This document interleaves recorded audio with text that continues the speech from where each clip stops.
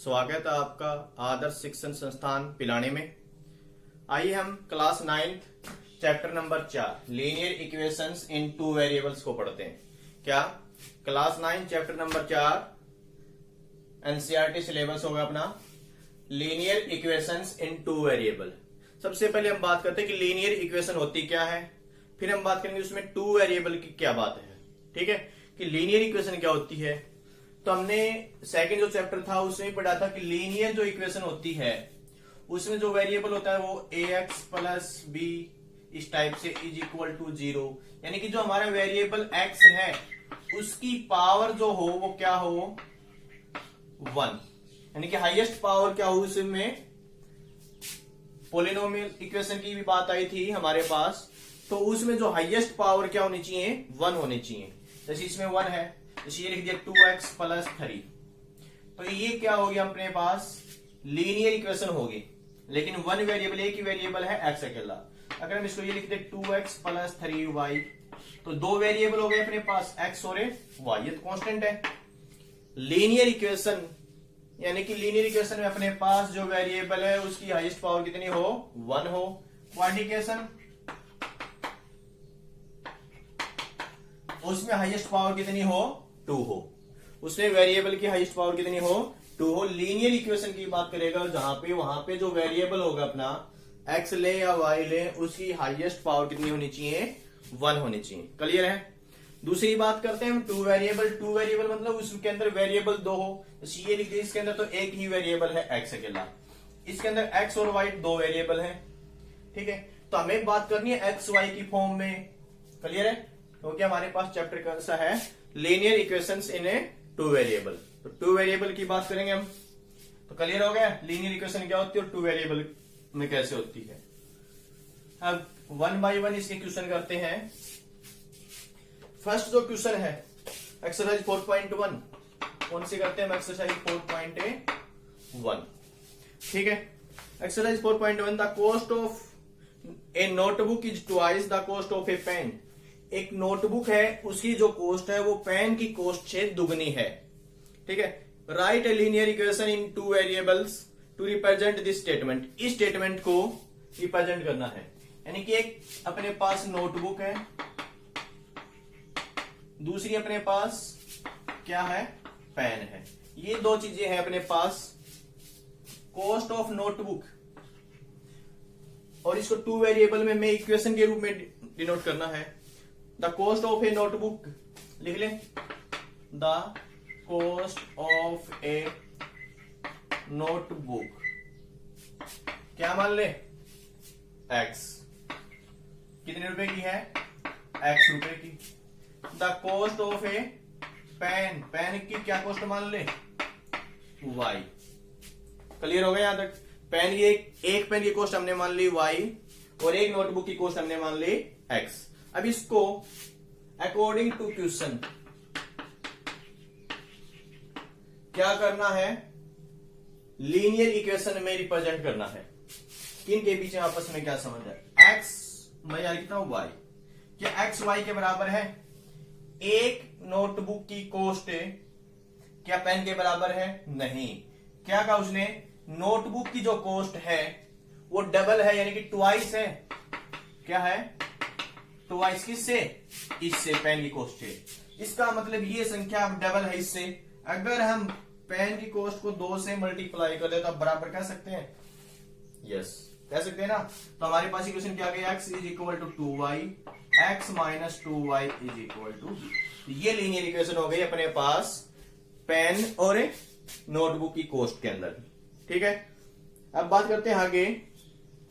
तो इसके हमने जनरल फॉर्म लिखी हुई है। अब इसी टाइप के देखो linear equation in one variable की बात करेंगे तो ax plus B is equal to 0, ये हमारे पास जनरल फॉर्म हो गई linear equation in a one variable.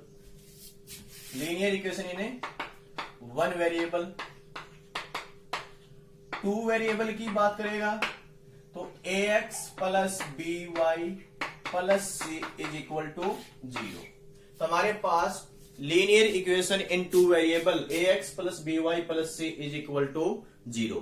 इस फॉर्म को हम जनरल फॉर्म कहेंगे, इस फॉर्म को भी जनरल फॉर्म कहेंगे वन वेरिएबल में, ये टू वेरिएबल में। क्लियर है। अब सेकंड जो क्वेश्चन है, फर्स्ट क्वेश्चन यही था, सिर्फ इतना ही। सेकंड जो क्वेश्चन है वो क्या है, वो पढ़ते हैं, वो इससे रिलेटेड है।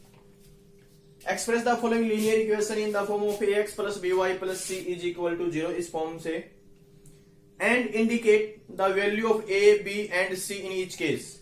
फर्स्ट पार्ट में 2x plus 3y is equal to 9.35 और 5 के ऊपर है रिपीटेशन यानी बार। उसने कहा a, b और c की वैल्यू बताओ इस लीनियर इक्वेशन से कंपेयर करके। इससे कंपेयर करेंगे, देखो ax plus by plus c is equal to 0। Right hand side में क्या है हमारे पास, 0। राइट हैंड साइड में क्या है अपने पास, 0 है। इसमें राइट हैंड साइड में 0 बना ले, तो इस कांस्टेंट टर्म को भी हम इस साइड ले आए, 2x प्लस 3y माइनस 9.35 के ऊपर बार इज इक्वल टू 0। अब कंपेयर करते हैं, x का कोएफिशिएंट यहाँ पे 2 है, यहाँ पे a, तो a is equal to 2, b is equal to y का कोएफिशिएंट b, यहाँ पे y का कोएफिशिएंट 3 और c is equal to constant term minus 9.35 के ऊपर बार, क्या होगा माइनस 9.35 और 5 के ऊपर क्या है, बार है। क्लियर है। इसका सेकंड पार्ट है x माइनस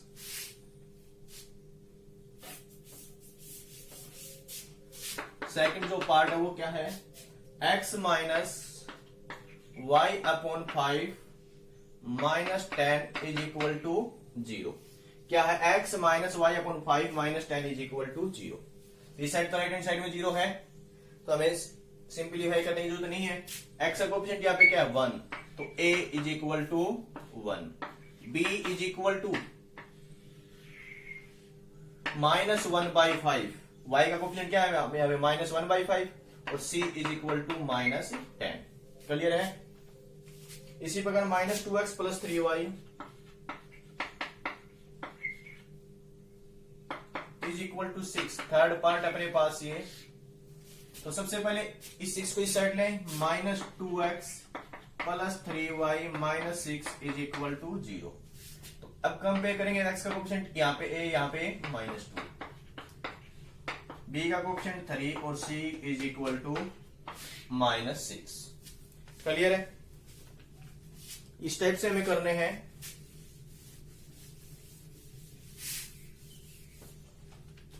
और करते हैं इसका एक part number 5, 2x is equal to minus 5y, 2x is equal to minus 5y, तो 2x plus 5y is equal to 0। यहां से सॉल्व करते हैं, a is equal to 2, b is equal to 5 और c इसमें है ही नहीं, इसका मतलब क्या है, 0। ठीक है। 3x plus 2 is equal to 0, 6 part 3x plus 2 is equal to 0। तो a की वैल्यू क्या है, x का कोएफिशिएंट क्या है यहाँ पे a, तो यहाँ पे x का कोएफिशिएंट 3, तो b का y का कोएफिशिएंट यहाँ पे b है, यहाँ पे y है नहीं, तो इसका मतलब क्या है 0 और c यहाँ पे क्या है 2। ठीक है।